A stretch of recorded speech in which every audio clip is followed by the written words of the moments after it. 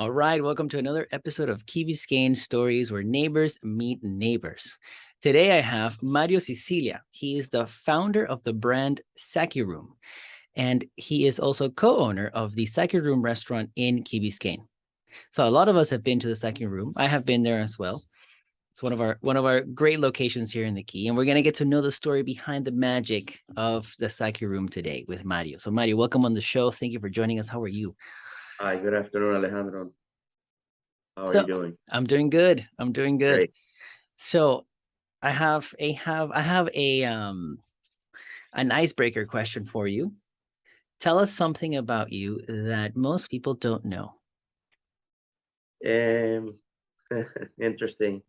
Well, I mean, I talk a lot, so a lot of people know a lot about me, I guess. But I was actually born and raised in Venezuela, and moved permanently to the United States in about a year 2000 when I started attending FIU for hotel management and hospitality.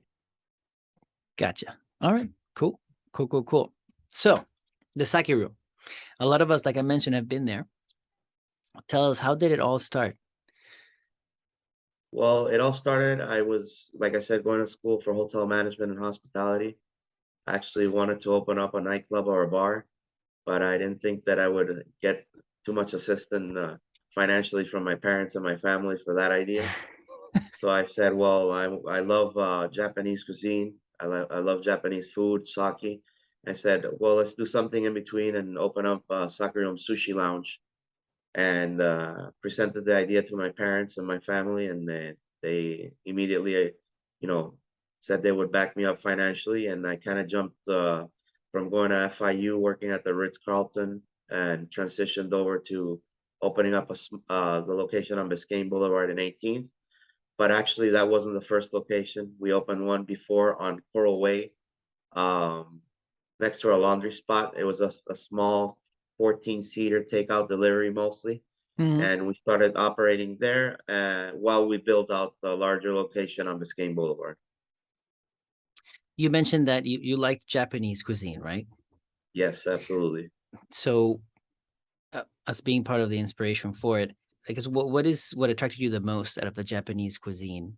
All the flavors, the different ingredients, the freshness of eating raw fish made it interesting. I went for the first time to a Japanese restaurant here in Miami with my dad when I was about 14 years old and got hooked on immediately.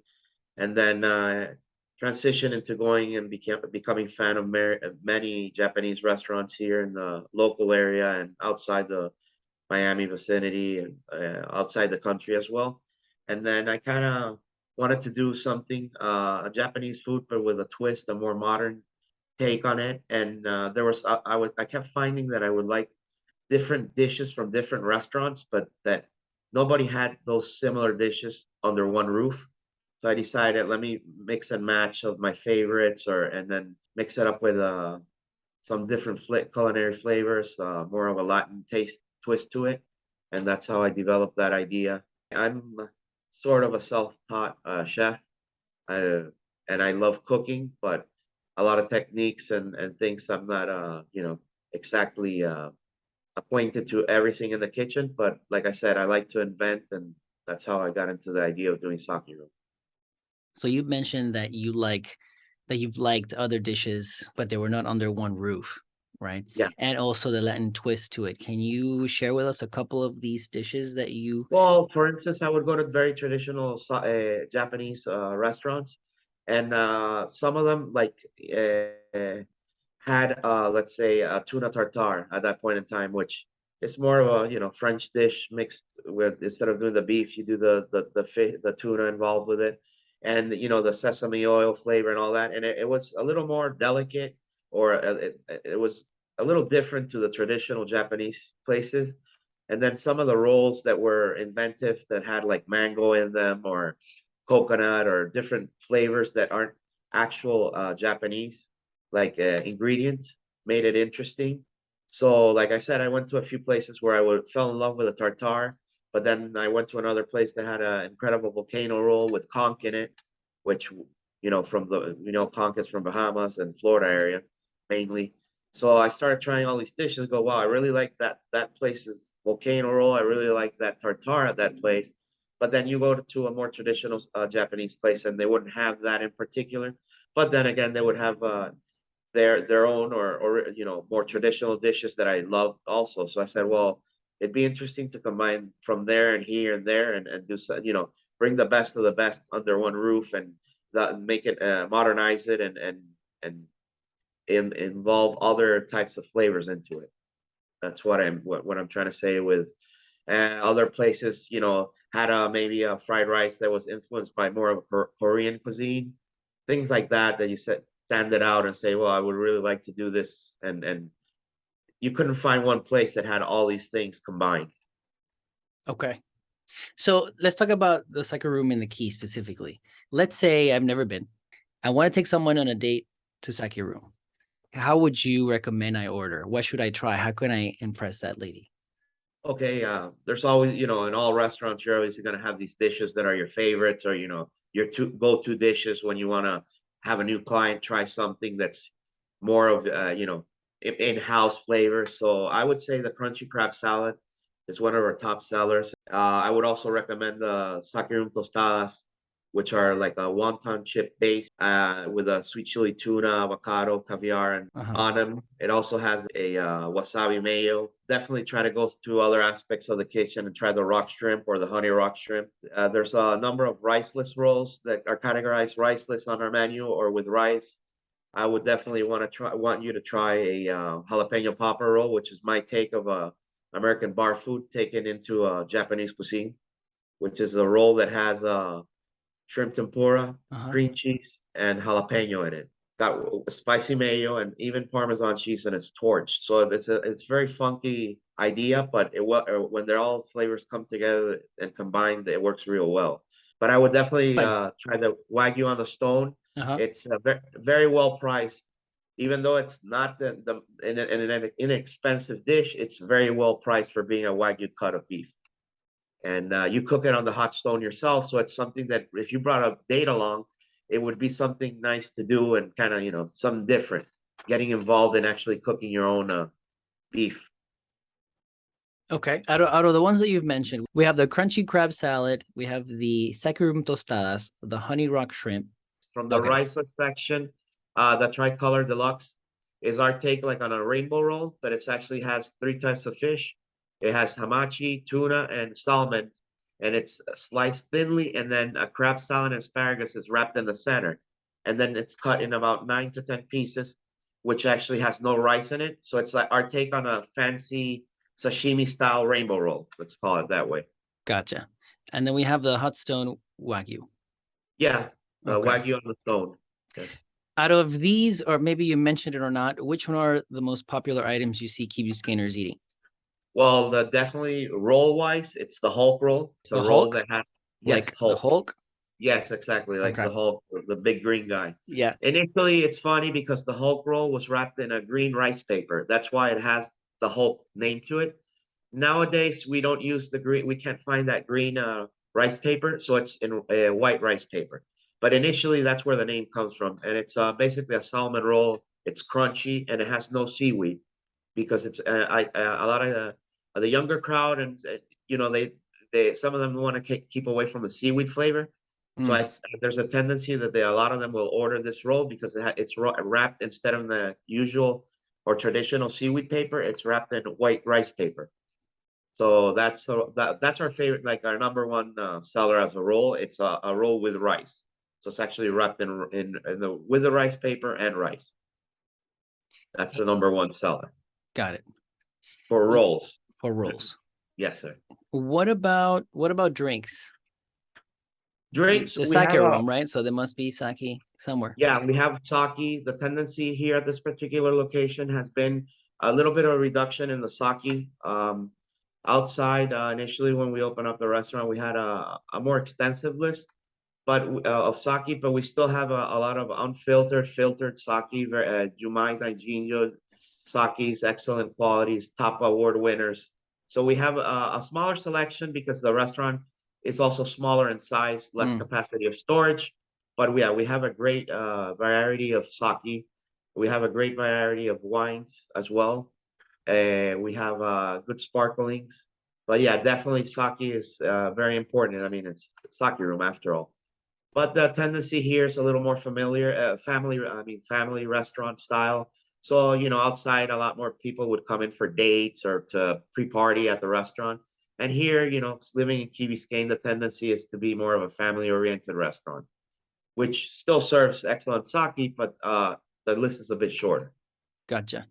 So you mentioned something about sake being filtered and unfiltered. What does that mean? Unfiltered sake it hasn't been polished as much, and it has the residual of the actual rice found within the bottle of sake. So when you typically get an unfiltered bottle of sake, if you lift it up, you'll see that there's a residual, like a white powdered residual on the bottom. And what you have to do is you have to shake the bottle and make sure that that unfiltered rice moves around the whole bottle. And then when Hmm. you'll serve it, a lot of people call it milky sake because it has that appearance of being milky because of the unfiltered rice particles. The fancier sake comes down to, depending on where the water is collected, is a very important process of sake, of developing sake. So in Japan, they carefully look for the wells or the areas they will Mm, collect their okay. water. And then the rice is the other main ingredient that you're going to have to very carefully select. And then the more polished and the more delicate that is, it becomes a higher quality sake. Wine, it will ferment naturally. Sake has to be, a yeast has to be added to the water and rice for it to ferment it. If not, it wouldn't happen like it happens in wine because of the fruits and the natural process. So tell me about the team. The team in soccer room, behind the scenes and front scenes, it's developed through a mom and pop sort of operation, family build up that way, and then along the way tagged in with one of my best friends. And I always like to talk about the decor. It's very important. My mom is Teresita Cicilia. She was actually an owner at a boutique at the Square Mall called 250 Rio in the 80s and 90s. So my mom is familiar with the island back in the day when she used to have a clothing boutique, and she loves interior designing as well. And she's always assisted me in the build out and making sure that we grab the proper materials and colors. And if you walk into soccer room, it's a very uh, traditional Zen-like Japanese feel to it with a lot of like you feel that you're a lot of stones. There's a statue. There's the wall, the 3D sort of stone wall there, and we keep everything kind of like minimalistic at Saki Room, and I really enjoy that because it transcends. I think that 3, 4, 5, 6, 7, 8 years from now will still make sense, and you don't have to jump back and change the decor. My wife, Gleda, she helps me out with the social media. My sister Alejandra has worked with me as a waitress, and she also helps us out with the pictures. And as well as Orlando Santana, my business partner, moved to the United States a few years ago and used to have. He's very familiar with managing big businesses and accounting. After the point that my parents have kind of retired and my mom was more of the accounting person in our business, Orlando stepped in on the spot and went to UM. He's a great businessman, great accounting, great at keeping money organized. So that's very something interesting to have that a team of people really close knit and we're like I said family or almost family in that case. And your role in particular, what are your how does a day for you look like? My role in the restaurant pretty much like I said I develop the brand. Mhm. I right now I consider myself like a managerial position as well. My role is go in the restaurant, make sure that the clients are well attended, making sure that the dishes are coming out the right way, developing new items every once in a while. It's time to jump in the kitchen again and add a few specials, add a few things into the menu. Recently, Armando, one of my employees, and he kind of developed a new dish that I like a lot. It's a hamachi truffle tartare and it's on top of a rice paper, which is very interesting. It's one of our new items. I don't even think we have physically have it in the menu, but it's a sort of something the waiters are explaining as a special and giving the opportunity to people to order it. Um, so yeah, my roles are basically come down to making sure that management wise everything makes sense. Orlando is more of the money guy, accounting guy. I'm more the front of the house guy. So we do a good yin yang on that, and in that sense as Perfect. well. He's a morning guy. I'm a later type of the day guy, so usually will stick around late and closing time. But yeah, basically that. And in this whole experience as a restaurateur, what is your most favorite part of all this? Alejandro, I guess the favorite part of being a restaurateur is when it's like a baby. You every dish that you create or that you help create or are part of, it's basically comes down to when that dish comes out and you place it on the table and you give it to your client, and sometimes I'm out there explaining the dish and being enthusiastic about it. It's actually seeing that person's feedback, and genuine feedback always, is the best when they go, wow, this is unreal, this is unbelievable, this flavor, wow, I've never had anything like this before. I didn't, that's my favorite part of owning a restaurant, is having that product come out and people enjoying it and telling you how good it is. So let's go back into the menu. Let's go back into the menu. Can you break down a couple of items for us? Yes, absolutely. I will. And I just wanted to add something that maybe I didn't say before, and it's very important for me, is that all the sauces at Sakirum are in-house. They're made in-house, except with the exception of soy sauce, which is some people have the virtue of being also developing their own family soy sauce, but we're not. It's a little complicated. So basically, soy sauce, yuzu, which is a Japanese lime. It's like a Japanese lemon or lime style. You get a lot of yuzu dishes that people mention. That's actually like a lime. Those come in a bottle straight from Japan. The lime, juice, the soy sauce. Other than that, all the sauces that we make at Sakirum are made from scratch. That means that we do the teriyaki sauce. We put apple.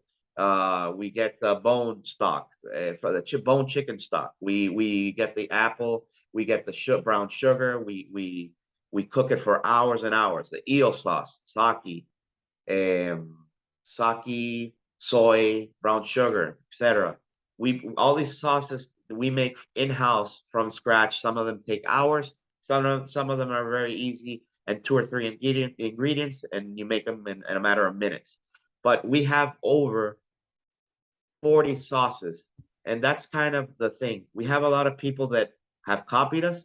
A lot of people have gone and knocked off the product completely, but our sauces keep our product unique. It's like a Pepsi Cola secret ingredient. I only make them at one location. I bottle it there, and I take it to my other locations. Refrigerate them if they have to be refrigerated, but they're made from scratch, and that's one of the most important factors in our food are the sauces. We take our time and pride in making them. Well, I as a sauce guy, big fan of sauces. I appreciate that. That's very important. Sometimes I wonder, this is good. This is a great sauce. Is it made here or not? But I really appreciate the effort that you put into your sauces because I'm a big sauce fan. Thank you. So thank you for that. And the next time you come in and try our food, I will, even if it means you trying them out of a spoon because you can't eat them all, I'll make sure that you try every single sauce and you see, wow, this guy was not lying to me. Except kimchi as well. The kimchi sauce and I'm sorry, the sriracha are components of our sauces that I don't make from scratch either. So that's great on the sauces. And what about the dishes? Can you break some down for us? Yeah, absolutely. One of our more famous or most asked dishes has a kind of a unique name to it, and I don't want to scare people with it because it has nothing to do with it. It has to do with Alejandro, Orlando's younger son, saw the dish the first time we did it and said, "That's a monkey brain." It isn't a monkey brain. It's the monkey brain is a dish that we make, which is basically a tuna tartare, and it's wrapped in avocado. So when you see it out, it has a very unique look to it. I wish I could, take a picture out and show it to you. So he called it a brain. So what it is it's a tuna tartare wrapped in avocado with tempura flakes and seaweed salad, flash fried as decor and flavor with some sauces like eel and ponzu added to it. So the dish comes out and it's like a beautiful looking dish. a lot of colors to it. And then I tell people you got to destroy it. So you get a spoon and you smash it open and try to mix it up, and that will be the monkey brain, which we make tuna monkey brain, and we make hamachi, and we make salmon as well. But like I said, Yeah. the name is does it was came from my partner's son. He's a young kid, so when he saw it, it was a very genuine remark. It's not too tasteful. A lot of people remember, think of Indiana Jones, but it is Yes, it's yes, actually a tartare. It yes. has no monkey brains in it. That's Indiana what I Jones. was thinking. Yes. But awesome. What else do you have? Another roll that I would recommend from the rice section is the wheat roll. The wheat roll happens to be wrapped also in rice paper, makes it very popular amongst the younger crowd as well. It does have a tempura shrimp in it. It does have tuna. It's wrapped, and then there's we do place flash fried seaweed, which changes the texture, and it becomes very green and crunchy, and it looks like weeds, like grass, wheat. And so the name of the roll is the wheat roll because it does have that seaweed that's flash fried on top of it. It's very crunchy. It gives it, and a lot of people that dislike seaweed, I recommend to give it a shot because the flavor changes completely, and it's completely different flavor to it. From the other section of the menu, we have the sashimi salad. It's hasn't been as popular or ordered lately, so I would like to, talk about it on the podcast because it's a very delicate and nice dish. It's a beautiful looking dish as well. It basically has two or three or one cut of fish. So the customer can go either a trio, a duet, or a single type of fish. So we do a sashimi thin cut uh, of, I would say the original is tuna, sashimi, and salmon. We place it on a dish about 9 to 12 slices, depending how thick they cut them. And in the center, they place a salad that a spring mix salad that they've actually wrapped with avocado, which is pretty interesting, but it's a lot flatter out. And then it has a sweet onion dressing, that Japanese sweet onion dressing that we place on the salad. If you want it on the side, we can always do that. But I would suggest strongly to try it how it comes originally with the sauce. That's one of the sauces we make in house as well. And it's a very delicate and a very Japanese dish. Awesome. My go-to dish when I have a person come in and I see that, they're having fun with all the fusion, all the different tastes and all the different Latin flavors, Peruvian, you name it, because we use ricotta, or when I see that sometimes, okay, let's pause. I see the person wants the sashimi, they want to go traditional. I go, look, I would always recommend the yuzu hamachi roll because that yuzu hamachi roll is yellowtail, very delicate fish. And it comes with rice in seaweed, and then it's topped with a yuzu leaf. Now, the yuzu leaf is a family of the mint leaf, but it doesn't taste nothing like mint. It's a lot bitter, and it's a very interesting flavor. And then it has a yuzu sauce that we add to it as well. And that is a very delicate roll, a very Japanese oriented flavored roll. It's when you want to have something more on the genuine Japanese flavor, I would always go to the yuzu hamachi roll. And I always tell people if they find the flavor from the leaf that you might be familiar with, because that yuzu leaf is usually used in a lot of sashimi platters to decorate, but people usually don't bite into it or have it. But it's an edible leaf, so we place it on top of the roll. And if it becomes overwhelming or it's a little too adventurous, even though it's very traditional, I tell them just to peel off the leaf part and they can enjoy the roll without it. So I also saw some teriyaki dishes there in your menu. They're very good dishes. They're actually probably teriyaki dishes at a restaurant are 20-25% component of our sales sometimes because they're very popular amongst the younger crowd as well. We do the salmon teriyaki, we do shrimp teriyaki, we do chicken, beef, salmon teriyaki, all three of them. And they come along with a fried rice and a house mixed salad with our own. We make in house as well. Like I said, ginger dressing. But and we also that's probably their favorite dish for kids, like younger toddlers or kids. They usually go for the parents go for the chicken teriyaki, which we make in little bite-sized nuggets. We put the sauce on the side and white rice, and that's our kids menu. Basically, that's our favorite. Yes. Awesome. Well, Mario, this has been awesome. I have one more question for you. I know that we're running out of time. What is your favorite part of Key Biscayne? Well, Alejandro, what's my favorite part of Key Biscayne? That's a tough question because Key Biscayne is like magical. When I try to explain to clients that come in for the first time, it's like this is Miami's what New York has the Hamptons, Miami has Key Biscayne. That's my best the go-to answer for that. I mean, Key Biscayne, I don't live in the Key currently. I have a lot of friends that live there, and I spent my childhood at the aquarium. I spent my time, on bikes and skateboarding with the Key Rats.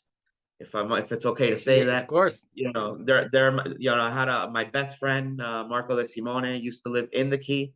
And so I spent a lot of time in the Key. And what is it, like I said, every day I live by the Miami River, which is fantastic. And I love my house. And it would be difficult for me to trade it. I would only trade it for probably a property in the Key because it's in the middle of Miami. But every time leave my house, if I'm having a tough morning or I'm a little complicated because I'm overwhelmed by a lot of things I have to do. It's just once you hit that bridge and you start going over that first bridge, it's like magic. I mean, people in Key Biscayne and me that I have my business inside of Key Biscayne. We have to, we don't sometimes we overlook how lucky we are to spend time in that beautiful place. I mean, it's the vegetation, the people that are inside the Key, the schools, the tradition, the values, all the beaches around. Everybody loves the Key, and then also having that background that my mom had that boutique in there. Me growing up, I can still remember. I can't remember the name of the place, but I used to go in my mom's boutique, and so every once in a while she would bribe me with a toy or something. So from the toy store at the Square Mall, and I would always remember looking across, and I could still vividly remember having a croissant from a French bakery that was there across where Bank of America is now. So I mean, Key Biscayne, well, I mean, it's magic. I mean, I hope that we can conserve it, take care of it, nature wise, and make sure that we take care of our environment. But I mean, Key Biscayne is probably, if you ask me, one of the most magical places on earth. You're in Miami and you jump in a car and 10 minutes later you're in paradise. So yeah, I mean, never take for granted, Key Biscayne is a beautiful place to be. Mario, thank you so much for your time to tell us about your story, the team behind the Saki Room, and how everything started, and for spending time with us. I appreciate it. Thank you, Alejandro. It was a pleasure talking to you.